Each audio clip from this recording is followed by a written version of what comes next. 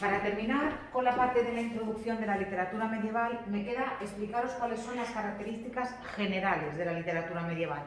Después iremos viendo ya corrientes de la literatura medieval, autores y obras concretas, pero como características generales de la literatura medieval hay que destacar 4 que son muy importantes. La primera es que era una literatura que se transmitía de forma oral. Tenéis que pensar que en aquella época más del 90% de la población, probablemente el 95% de la población era anónima. Era analfabeta. ¿Significaba eso que no existía literatura? Al contrario, había mucha literatura, pero se transmitía de forma oral. ¿Por qué? Pues porque muchas veces llegaba un juglar, que eran estos hombres que eran medio payasos, medio acróbatas, medio poetas, llegaban a un castillo, llegaban a una aldea pequeña y recitaban un poema o cantaban una canción o una historia o contaban un cuento. Entonces, eso después las personas que lo habían escuchado lo iban transmitiendo y lo que se conseguía era lo que os he dicho, que la literatura se transmitía de forma oral.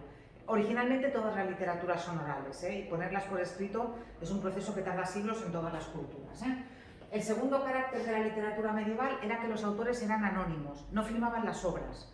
De hecho, encontramos muchas obras de la literatura medieval que son anónimas.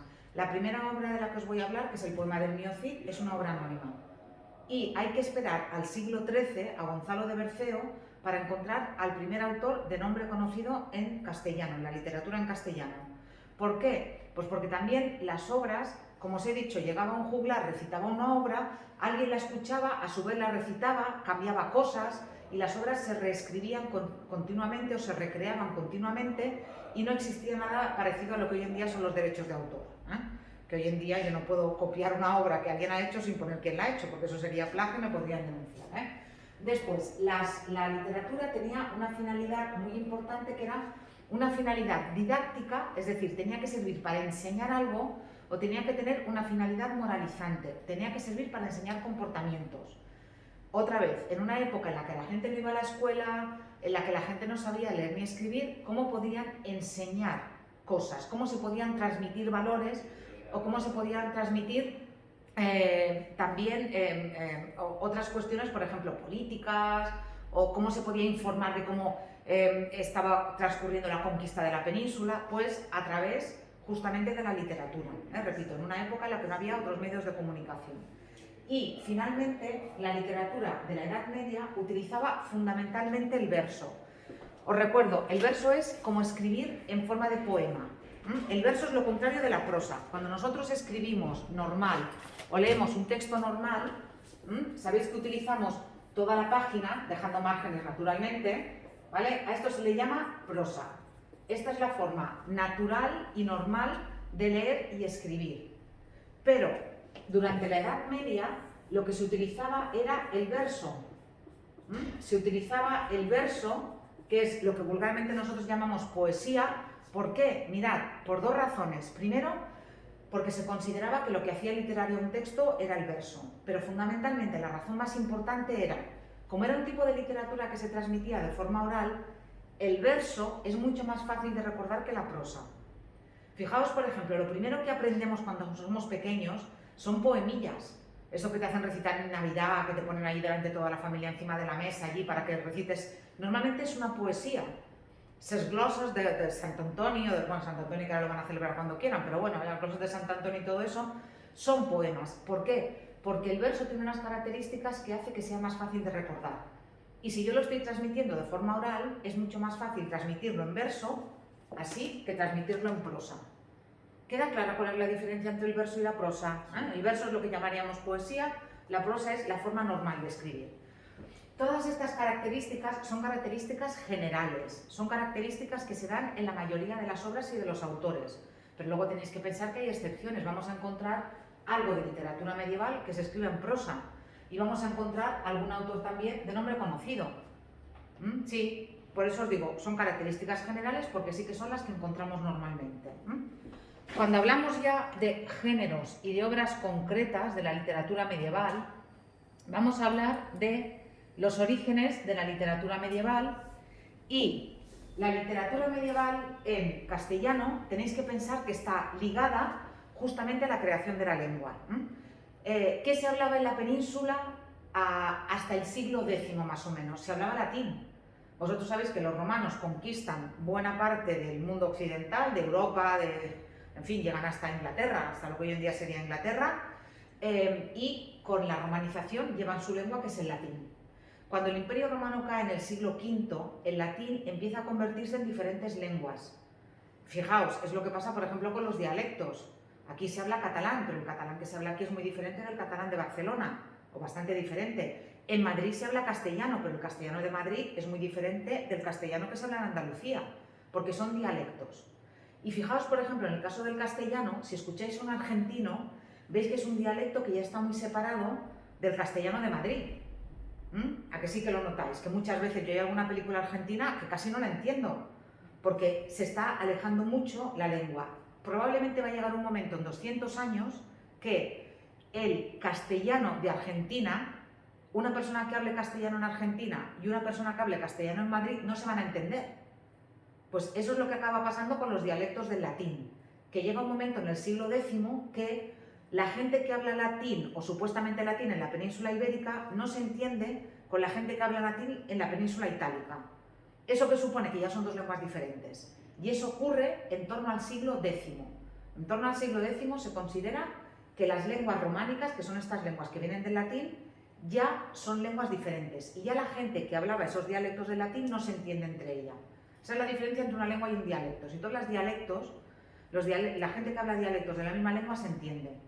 Cuando son lenguas diferentes ya no te entiendes. Dime. ¿Dialecto es acento? No, dialecto no es acento. Dialecto, tú piensas, por ejemplo, tú eres de Pollensa o vives en Pollensa. El mallorquín, o sea, el pollensín, ¿a que no es igual que el palmesano? No. ¿A que tiene unas características particulares? Sí. Pues esos son dos dialectos del mallorquín, que a su vez son dos dialectos del catalán. ¿Vale? O piensa en eso, piensa en un madrileño y en un andaluz. Se entienden y hablan la misma lengua, pero tienen unas características diferentes. ¿Y el acento qué sería? El acento sería, pues tú hablas de una manera diferente a como hablo yo. Ah, vale. Eso es el acento, mi acento es diferente del tuyo. Sí, vale. Va, pues ¿qué ocurre? A partir del siglo X, como os he dicho, el castellano, el italiano, el catalán, el gallego, el rumano, ¿sí? El francés, ya son lenguas diferenciadas. Y a partir del siglo X, seguro que hubo literatura, pero fue una literatura oral. Para encontrar la primera muestra de literatura escrita en una lengua románica, no en castellano, sino en una lengua románica, tenemos que esperar hasta finales del siglo X, cuando nos encontramos con unos textos muy cortitos que se ponían al final de unos poemas árabes y que estaban escritos en lo que se llamaba la lengua mozárabe.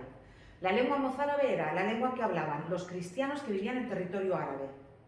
Y era una especie de mezcla entre el árabe y el latín. Y eran poemillas, repito, no escritos en castellano, pero sí que son la primera muestra de literatura escrita en lengua románica que se conserva. Mirad, por ejemplo, este poemilla de aquí, que es uno de los más antiguos. A estos poemillas se les llamaba jarchas. Mirad este poema. ¿Qué faré yo o qué será de mi Habibi, no te tolgas de mi. Claro, esto nos cuesta mucho de entender, pero Habibi seguramente es una palabra que os suena del árabe, que significa amado, amigo. Entonces, ¿qué haré yo o qué será de mí? Amado, no te alejes de mí. Veis que es un poemilla muy corto, muy simple, escrito en esta mezcla de castellano, latín, árabe, pero que tiene muchísima importancia porque, repito, es lo primero que se encuentra literario escrito en una lengua románica. Literario, porque sí que antes, por ejemplo, se conserva algún fragmento, por ejemplo, de algún contrato. De yo te compro un trozo de terreno y lo tengo que dejar por escrito, porque si no lo dejo por escrito luego vas a decir que no es mío. Sí, vale.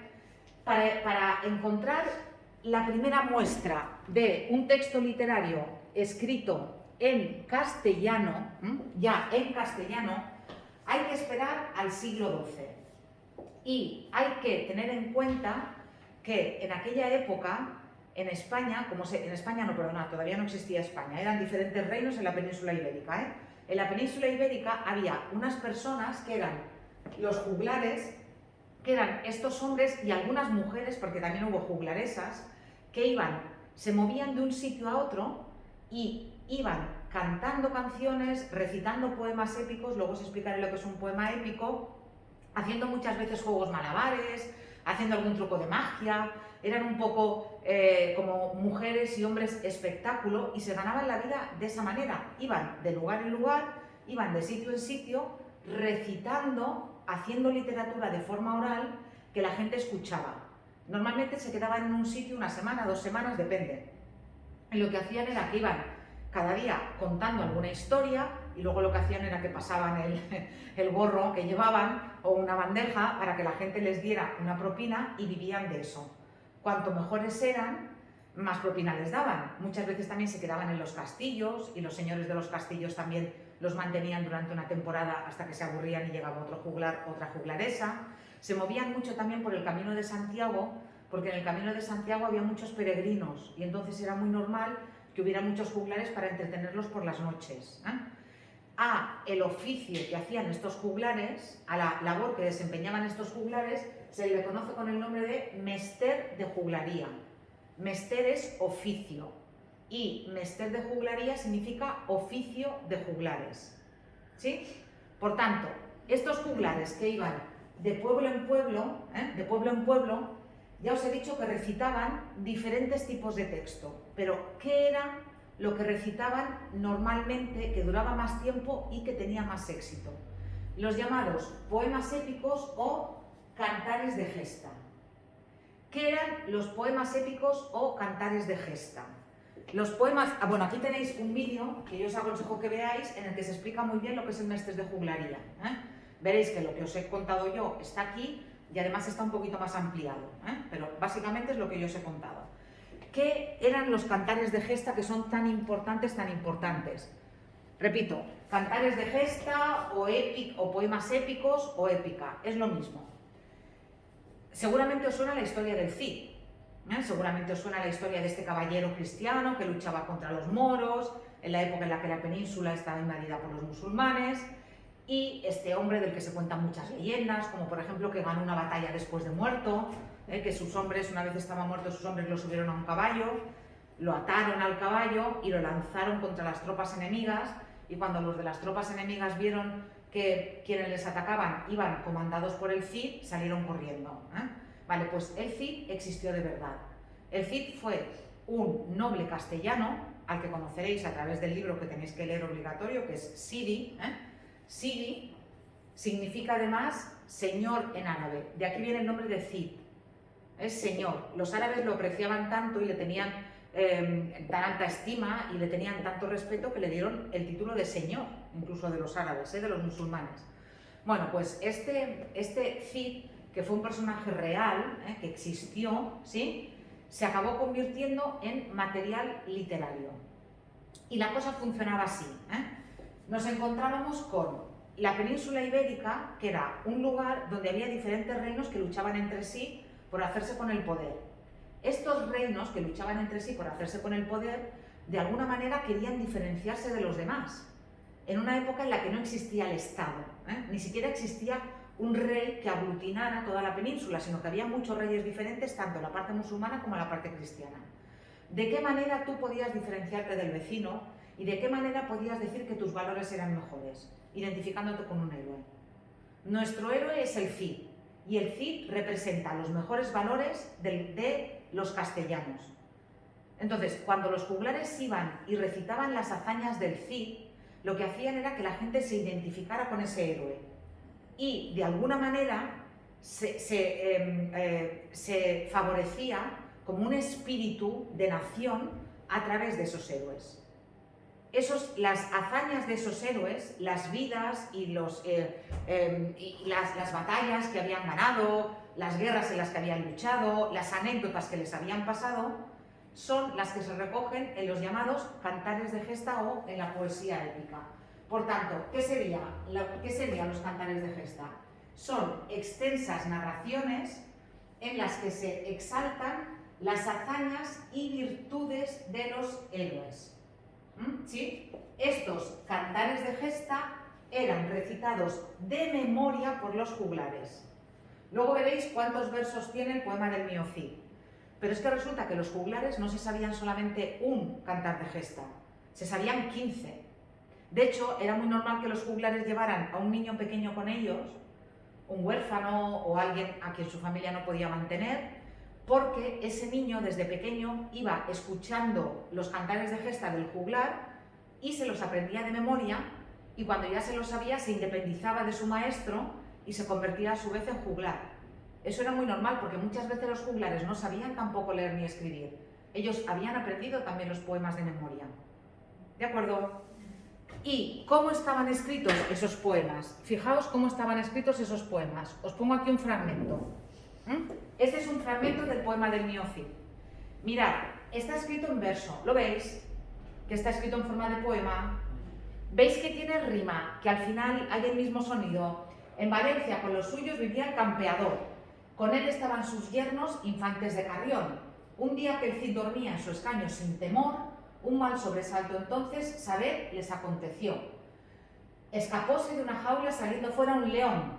Los que estaban en la corte sintieron un gran temor. Recogiéronse en sus mantos los del buen campeador y rodean el escaño en guarda de su señor. Después os contaré de qué trata este fragmento. Pero veis que al final todo acaba en O. O con N, o con R, pero que todo acaba en O, que todo suena igual. Vale, esta es la rima típica de los poemas de la épica, del Mestez de Juglaría. Los versos eran muy largos, entre 14 y 20 sílabas, no todos tenían la misma medida, y lo que había era rima asonante. Es decir, a partir de la última vocal tónica solamente coincidían las vocales, no las vocales y las consonantes, sino solo las vocales. Pero veis que sí que se produce rima. On, or, on, o, ro, on. Sí, ¿vale? Era así como estaban escritos. Evidentemente, estos poemas que eran tan largos muchas veces dejaban margen a la improvisación, porque a veces el juglar se quedaba en blanco y lo que hacía era que improvisaba. A partir de la historia que él sabía, el juglar recreaba la historia de otra manera. A veces resulta que entre el público había muchas mujeres. Si había muchas mujeres entre el público, lo que hacía es que daba más importancia a la historia del Cid con su mujer y sus hijas. Si había muchos hombres jóvenes, probablemente el juglar daba menos importancia a eso y más importancia a las batallas.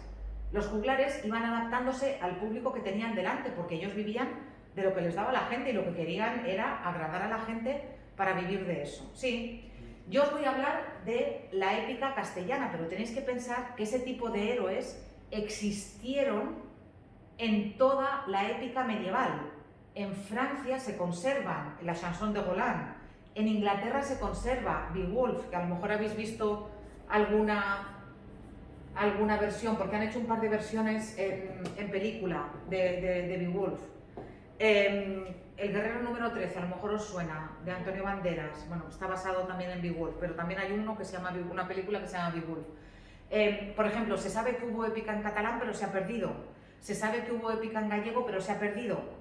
Y en castellano sabemos que hubo cientos de poemas épicos, pero fijaos, de los cientos de poemas épicos que sabemos que hubo en la península ibérica, solo se ha conservado uno, casi completo, que es el poema de Mío Cid, o Cantar de Mío Cid. Está casi completo, falta alguna página en medio y una página al principio, ¿sí?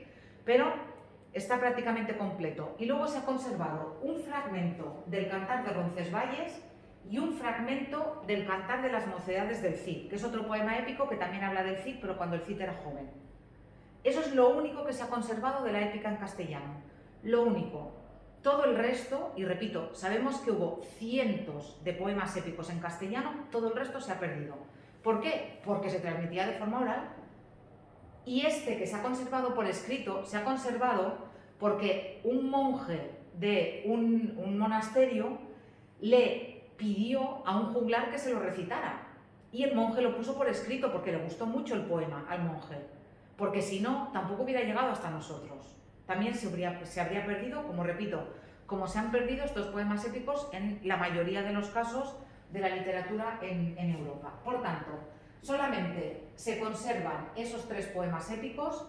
Como características son anónimos, no sabemos quién es el autor de ninguno de los poemas épicos, ni del francés, ni del inglés, ni de los castellanos que se conservan, ¿sí? Y además, otra característica fundamental de esos poemas épicos en castellano es que frente, por ejemplo, a los poemas épicos que se conservan en inglés o en francés, los poemas épicos en castellano son muy realistas. Todo lo que se cuenta puede haber pasado. No quiero decir que haya pasado, porque al final es literatura. El Cid existió, pero muchas de las cosas que se cuentan en el poema del mío Cid probablemente son inventadas. Pero, por ejemplo, no hay gigantes, no hay monstruos, no hay, yo qué sé, magos, no hay pócimas. Eso sí que existe en otros poemas épicos. Por ejemplo, en Beowulf hay un monstruo, que es una especie de mujer sirena enorme, asquerosa, que vive en un río. En la Chanson de Roland hay, que es el poema épico francés, hay gigantes.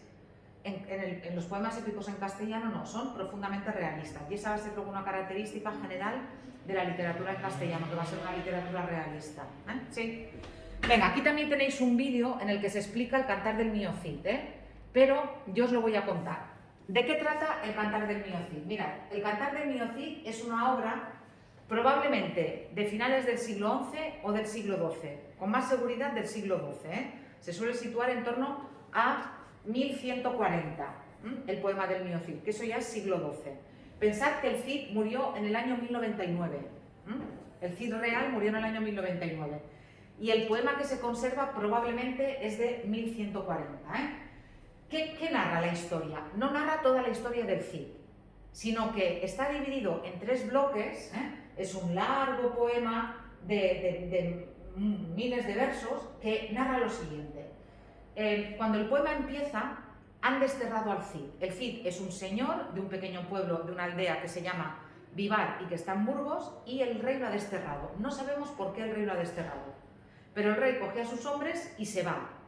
Y entonces el Cid, que sigue siendo fiel al rey a pesar de que el rey lo ha desterrado, el Cid va conquistando territorios y en lugar de quedárselos para él, se los da al rey y siempre le envía una parte del botín de guerra. De manera que el rey lo perdona. O sea, en la primera parte se cuenta todo el cantar del destierro, cuando el Cid está desterrado. En la segunda parte, el Cid conquista Valencia, envía un regalo al rey, y ha conquistado Valencia para los cristianos, y entonces el rey, en agradecimiento, le dice: estoy tan contento que voy a casar a tus hijas con 2 sobrinos míos, que son los infantes de Carrión, ¿sí? Entonces, el Cid está muy contento porque sus hijas van a ser familia del rey. Él pertenecía a la nobleza, pero a la muy baja nobleza. Claro, que el rey te haga el honor de casar a tus hijas con sus sobrinos era un honor enorme. De todas formas, al Cid no le gustan mucho los infantes de Carrión. Les ve algo raros, no le gustan mucho, pero no le puede decir que no al rey. Total, casa a sus hijas con los infantes de Carrión y en un momento dado, ¿os acordáis de lo que os he leído antes? En un momento dado, el Cid está durmiendo y en el castillo donde él está durmiendo se escapa un león. Cuando este león se escapa, todos los hombres del Cid rodean al Cid para protegerle, menos los infantes de Carrión, que se esconden, y no solamente se esconden, sino que literalmente se cagan de miedo. Entonces, cuando los hombres del Cid los descubren allí, encogidos, asustados y cagados, literalmente, todo el mundo se ríe de ellos, menos el Cid, que les dice: no, un poco de respeto. Pero claro, aquellos quieren vengarse del Cid y quieren vengarse de sus hombres. Y como les da miedo, porque son cobardes, lo que hacen es que le dicen al Cid que se van a llevar a sus mujeres a enseñarles sus tierras en Carrión. Carrión está en Palencia, ¿sí? Y cuando se llevan a las hijas del Cid, en realidad lo que hacen es que en un robredal, en un bosque de robles, en una aldea de que se llama Corpes, las atan a un árbol y les pegan tal paliza que las dan por muertas y salen corriendo. Claro, cuando el Cid, resulta que no están muertas, cuando el Cid se entera, lo que hace es que pide justicia al rey. Y entonces se elige a 2 hombres del Cid para que se batan a duelo con los infantes de Carrión. Los 2 hombres del Cid los vencen, los matan, y al final del Cantar del mío Cid, las hijas del Cid vuelven a casarse con 2 infantes, en este caso con el infante de Navarra y con el infante de Aragón. ¿Vale? Esta es la historia que cuenta el poema del mío Cid. No es toda la vida del Cid, es la vida del Cid durante esos años. Y está dividida en esas 3 partes que os he contado. La primera parte, que es la del destierro; la segunda parte, que es la de las bodas, cuando el Cid conquista Valencia y el rey casa a sus hijas con sus sobrinos, y el cantar de la oferta de Corpes, que es el final de todo. Sí. La métrica, como os he dicho, es una métrica... bueno, perdonad. Hay cosas aquí que son reales y hay cosas que no. Sabemos que el Cid de verdad conquistó Valencia, pero no hay ningún documento que diga que las hijas del Cid se casaron con los infantes de Carrión. Sí que sabemos que las hijas del Cid hicieron muy buenas bodas. Y sí que sabemos que el Cid tuvo 2 hijas, pero ni siquiera el nombre de las 2 hijas de verdad del Cid coincide con el nombre que en el poema del mío Cid se le da a las hijas del Cid. ¿Por qué? Pues por lo que os he dicho, porque el Cid murió en el año 1099 y el poema se escribe en torno al año 1140. Por tanto, es normal que haya un desfase entre lo que ocurrió de verdad y lo que luego se cuenta. Pero sí que es verdad que tiene una base histórica bastante sólida, el poema del mío Cid. ¿De acuerdo? ¿Qué características tiene el poema del mío Cid? Bueno, en primer lugar, utiliza lo que se llama el epíteto épico. ¿Qué es el epíteto épico? Para referirte a un personaje, lo que haces es que lo defines por una característica. Por ejemplo, cuando hablan del Cid, dice el que en buena hora nació. El que nació en una hora buena, pues para protegernos a todos y para ayudarnos. O el que en buena hora ciñó la espada. Aquel que nació para ser guerrero, ¿sí? Entonces, para no decir todo el tiempo Cid, Cid, Cid, Cid, Cid, pues se dice el que en buena hora ciñó la espada, el que en buena hora nació, etc. También se utilizan fórmulas dirigidas al oyente. ¿Por qué? Pues porque hacen algo que hoy en día también utilizamos, por ejemplo, en clase. Escúchame, óyeme, ahora os voy a explicar lo que va a venir a continuación. ¿Recordáis aquello que pasó tal? Pues esto también lo hacían los juglares para llamar la atención del público o para mantener esa atención. Son fórmulas de oralidad y han quedado por escrito. Y después también nos vamos a encontrar con episodios humorísticos cuya función en principio era hacer reír. El hecho de que se encuentren a los infantes de Carrión allí cavaditos debajo de una viga hacía reír al público, sobre todo por una cosa. Los infantes de Carrión eran de León. En aquellos años, los 2 reinos que luchaban por hacerse con el poder en la península ibérica eran Castilla y León. El hecho de que se escape un león de una jaula y el Cid lo coja por el cuello y lo meta en la jaula humillado al león, la gente que escuchaba el cantar lo interpretaba como Castilla está humillando a León. Y el hecho de que los infantes de Carrión, que son los malos malísimos, sean de León y peguen a sus mujeres mientras las van llevando de camino a León, es también muy significativo. Por tanto, esos episodios no solamente servían para que la gente se riera, sino que también servían para hacer conciencia nacional. Es un poco lo que pasa con el fútbol. Fijaos, gente que en España nunca jamás había utilizado la bandera, cuando España iba pasando las fases en el Mundial, iba sacando las banderas porque el fútbol aglutinó a un país, por primera vez yo creo que en toda la historia de España, y nunca más ha vuelto a pasar. Pues lo mismo pasaba con esto. Estos episodios lo que hacían era que aglutinaban al público y esos héroes lo que hacían era que creaban conciencia nacional. Yo soy como el Cid, yo quiero pertenecer a la misma nación que el Cid y los malos son los leoneses, o los malos son los moros, o los malos son los astures, los que no son como nosotros. En el caso del poema del mío Cid, los malos malísimos son los leoneses y también los moros. No fue así históricamente. Vais a ver en Siri cómo sorprendentemente el Cid a veces lucha a favor de un rey cristiano contra un rey moro. A veces lucha a favor de un rey moro contra otro rey moro. Y a veces lucha a favor de un rey moro contra un rey cristiano. Porque el Cid era un mercenario. En realidad, el Cid era un señor de la guerra que tenía un pequeño ejército y se alquilaba al mejor postor. Él naturalmente tenía sus ideales, pero cuando tenía hambre y sus hombres no tenían que comer ni con qué mantener a sus familias, luchaba a favor de quien fuera. Y lo vais a ver, repito, en la novela Siri, porque justamente trata de esto. Sí, bueno, aquí tenéis todo esto muy bien explicado y tenéis también los vídeos y tenéis también el fragmento del poema del mío Cid. También, si queréis repasar la teoría, allí tenéis un vídeo también que os puede ayudar para repasar la teoría del poema del mío Cid. ¿De acuerdo? Vale, paralelamente, mientras se está escribiendo mientras se está escribiendo este tipo de literatura de los cantares de gesta, las personas, el grupo de personas que más saben leer y escribir en España, en la península ibérica, en aquellos años son los clérigos, son los curas, los que dan misa, pero también los que viven en los monasterios. Ellos eran, ¿os acordáis que lo expliqué el otro día? Los que copiaban los manuscritos, los que tenían bibliotecas y los que sabían leer y escribir. Y estos hombres, porque eran hombres fundamentalmente, van a crear otra corriente literaria que, en oposición al mester de juglaría, se va a llamar mester de clerecía, es decir, oficio de los clérigos. Si es oficio de los clérigos, ¿cuál creéis que va a ser el tema que van a utilizar, fundamentalmente? ¿De qué hablan los clérigos? ¿Del clero? Del clero. ¿Y eso es temas qué? Religiosos. Religiosos, temas religiosos.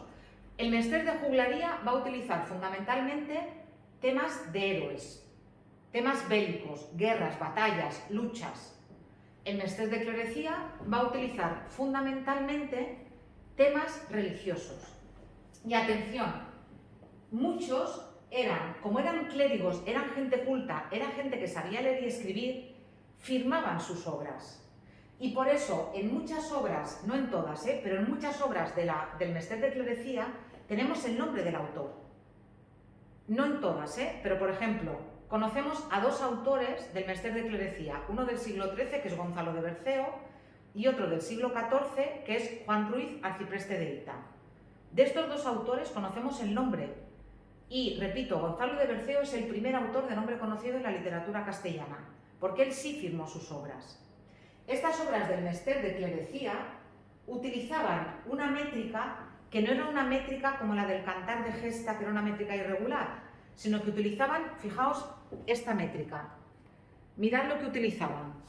Esta además es una definición muy buena del mester de clerecía. Mirad lo que decían ellos de sí mismos. Mester traigo fermoso, non es de juglaría. Mester es en pecado, caes de clerecía. Fablar curso rimado por la cuaderna vía, esta es la palabra, este es el término clave, ahora os lo explico, a sílabas contadas, caes gran maestría. Dicen, yo traigo un mester hermoso que no es de juglaría. Cuidado, es hermoso porque trata de temas religiosos, no como el de juglaría, que habla de cosas terrenales.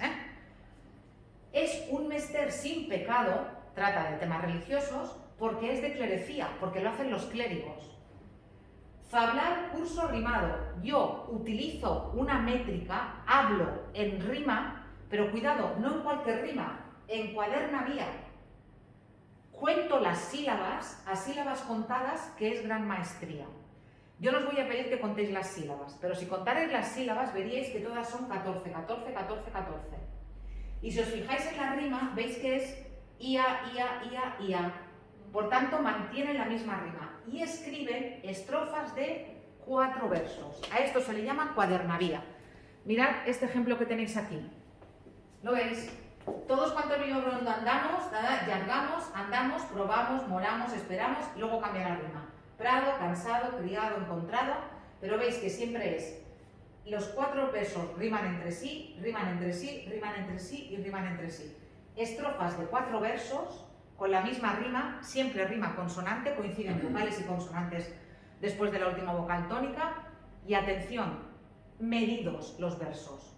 Los del mester de clerecía estaban muy orgullosos de que nosotros sí medimos los versos, no como los de juglaría, que esos hacen cualquier cosa. Nosotros sí los medimos. Sí. Estos versos, estos poemas del mester de clerecía, como os he dicho, por tanto, tienen las características que habéis visto. La primera característica, eran textos de autor conocido normalmente, no siempre, pero normalmente firmaban. Se utilizaba la métrica que se llama cuadernavía, que son estas estrofas de versos de 14 sílabas. Los versos de 14 sílabas se llaman alejandrinos, que riman los 4 entre sí. Tratan temas religiosos como vidas de santos, la vida de la Virgen, etc. Utilizan el castellano. ¿Para qué? Para que la gente que no entiende el latín ni el griego, que eran la lengua en las que estaban escritas las Sagradas Escrituras, y la misa pensa que en aquella época se hacía en latín, no se hacía en castellano, para que la gente que no sabía ya latín ni griego supiera de las vidas de los santos y conocieran los milagros de la Virgen y conocieran los hechos sagrados. Probablemente estos textos que estaban escritos, lo que hacía un clérigo era que los leía en voz alta para un grupo de gente que no sabía ni leer ni escribir. Probablemente, eso es lo que creen los estudiosos. ¿Sí? Además, entre los representantes principales, como os he dicho, se puede mencionar a Gonzalo de Berceo, que es del siglo XIII, y a Juan Ruiz, arcipreste de Hita, que es del siglo XIV. Y ya sabéis que el mester de clerecía se opone al mester de juglaría, y el nombre viene justamente de estos 4 versos que tenéis aquí, que es de otra obra del mester de juglaría, del libro de Alexandre, que este sí que es anónimo. Sí. Por tanto, aquí tenéis la teoría, después aquí tenéis un vídeo en el que se os habla muy brevemente de Gonzalo de Berceo. Pensad que en casa tenéis que repasar todo esto y que tenéis que ver los vídeos, porque esto es enseñanza semipresencial, se supone que luego en casa tenéis que trabajar todo esto, ¿vale? Como os he dicho, Gonzalo de Berceo es el primer autor de nombre conocido de la literatura castellana. Entró muy jovencito en el convento, entró con 8 años en el convento, primero estuvo en otro y luego estuvo prácticamente toda su vida en el convento en Berceo, que es un pueblecito de Burgos, y por eso él tomó el nombre de Gonzalo de Berceo. En aquella época tampoco había apellidos. Tú eras, por ejemplo, Pedro Pérez, porque eras hijo de Pedro. La terminación ez significa hijo de. No era bastardo de. No era bastardo de. No, hijo de. Si tú eras Sánchez es porque eras hijo de Sancho. Sí, si tú eras Ruiz, como no lo diré, el Cid, que era Ruiz Díaz de Vivar, ¿vale? Era porque tú eras hijo de Ruiz, que era un nombre en aquella época. Si tú eras Navarro de apellido, era porque eras de Navarra. Si tú eras Ferré, era porque tu padre o tu familia eran herreros, y en castellano también se conserva el apellido Herrero. Era así como te nombraban. ¿Tú eres Juan el Herrero? Pues acababa siendo Juan Herrero. Sí, o tú eres Juan el hijo de Martín, pues acababa siendo Juan Martínez. Entonces, Gonzalo de Berceo se llamaba de Berceo porque no tenía apellido y entonces tomó como sobrenombre el monasterio en el que estuvo toda su vida viviendo. Y nació en La Rioja a finales del siglo XII, pero sabemos, ya os digo, que después durante toda su vida estuvo ligado al monasterio de Berceo. Escribe obras, se conservan bastantes obras de Gonzalo de Berceo, básicamente vidas de santos, pero la obra más importante de Gonzalo de Berceo es esta que se llama Milagros de Nuestra Señora, que es una obra que recoge diversos milagros de la Virgen María. Y muchas veces son milagros muy divertidos, que a la gente le gustaban mucho. Hay una introducción en la que se describe cómo es la Virgen, como si fuera un prado. Somos peregrinos que llegamos a un prado y allí todo está bien, es decir, somos pecadores que si nos acercamos a la Virgen vamos a salvarnos, es lo que dice la introducción. Y luego viene una sucesión de 25 milagros. Pero como os he dicho, muchos son muy divertidos. Por ejemplo, hay uno que es el del fraile fornicador. ¿Qué es? Un fraile, fornicar, sabéis lo que significa, ¿verdad? Mantener relaciones sexuales. ¿Sí? Entonces, claro, los frailes en teoría no pueden fornicar. ¿Sí? Entonces, esta historia trata de un fraile que vive en un convento. Él es muy creyente de la Virgen, pero le gustan mucho las mujeres. Y resulta que al otro lado del convento, atravesando un río y un puente, hay un prostíbulo. Entonces el fraile muchas noches se escapa del convento y se va al prostíbulo, a fornicar con las prostitutas. Pero luego, cuando llega al convento, como él cree mucho en la Virgen, se arrepiente, reza mucho a la Virgen y perdóname, pero luego lo vuelve a hacer. Total, que una noche de esas que va al prostíbulo, el agua por debajo del puente, el río, sube muy crecido, el río se lleva el puente, él cae al río y muere ahogado. Entonces, en el momento en que él muere, llega el demonio para llevárselo al infierno. Hombre, este es un pecador, este es un fornicador. Entonces, como este es un fornicador, me lo llevo al infierno. Los frailes tienen que guardar voto de castidad. Este está clarísimo, este para el infierno. Pero en ese momento, cuando el diablo se lo va a llevar, baja la Virgen María del cielo. ¿Y qué dice la Virgen? La Virgen dice, no, cuidado, es verdad que era pecador, pero cada vez que pecaba se arrepentía. Aparte de ese pequeño detalle de que era fornicador, era muy creyente, era muy buena persona, ayudaba a todo el mundo y fundamentalmente creía en mí y me pedía perdón siempre. Por tanto, se viene al cielo. Y la Virgen coge al fraile fornicador y se lo lleva al cielo. Claro, a la gente ese tipo de historias les encantaban. Pensad que hoy en día estamos acostumbrados a todo, pero que en aquella época la gente no había escuchado una historia, no había visto... Las únicas imágenes que veía la gente eran en la iglesia. Ni siquiera tenían un cuadro en casa ni nada por el estilo. Por tanto, eso les impresionaba muchísimo, muchísimo. Sí. Vale, ¿qué quiero que hagáis? Quiero que hasta Gonzalo de Berceo, que repaséis todo esto para el próximo día. Que veáis los vídeos, que os pongáis los vídeos y que repaséis toda la teoría para que me preguntéis dudas el jueves.